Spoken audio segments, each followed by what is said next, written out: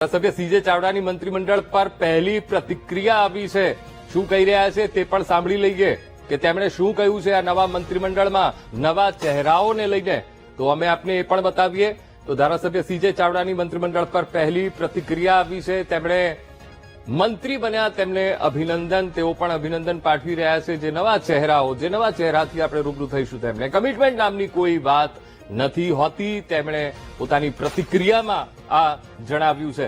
તો ધારાસભ્ય સીજે ચાવડા મંત્રીમંડળ પર પહેલી પ્રતિક્રિયા તેમની આવી છે। એક બાદ એક નેતાઓ ધારાસભ્યોની પ્રતિક્રિયા આવી રહ્યા છે અને સાથે મંત્રી બન્યા તેમને અભિનંદન પણ તેઓ પાઠવી રહ્યા છે। સાથે સીજે ચાવડાએ એ પણ કહ્યું કે કમિટમેન્ટ નામની કોઈ વાત નથી હોતી, એના પક્ષ શું કહેશો?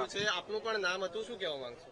નવું મંત્રીમંડળ પ્રાંત સામાજિક બેલેન્સો, યુવા પેઢી અને વડીલો અને બધા જ ઝોન, મધ્ય ઝોન હોય, ઉત્તર ગુજરાત હોય કે સૌરાષ્ટ્ર હોય, બધાનું બેલેન્સ કરીને અદ્યતન સરસ ચાલે અને ગુજરાતની પ્રજાના અપેક્ષાઓ પૂર્ણ કરે એવું પ્રધાનમંડળ બનાવવામાં આવ્યું છે। જે અર્જુનભાઈ મોઢવાડિયાની વાત કરીએ, કોંગ્રેસમાંથી આપની સાથે જ જે અહીંયા આવ્યા હતા, ફરીથી ચૂંટાઈને આવ્યા, મંત્રીપદ મળ્યું છે, શું કહેશો?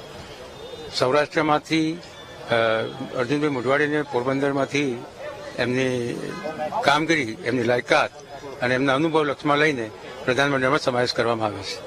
ક્યાંક આપનું નામ વહેલી સવારથી જ ચર્ચામાં હતું કે સીજે ચાવડા સાહેબને પણ જે કમિટમેન્ટ હતું તે પૂરું થવાનું છે। કોઈ કમિટમેન્ટ એવું હોતું નથી, પરંતુ દરેક દાવાઓ અને દરેક રજૂઆતો અને દરેક પ્રજાના અપેક્ષાઓ લક્ષમાં લઈને નામો ચાલતા હોય છે, પણ સરવારે હાઈકમાન્ડ ખૂબ વિચારણાના અંતે પ્રધાનમંડળની નિયુક્તિ કરતી હોય છે, એમાં મને સંતોષ છે।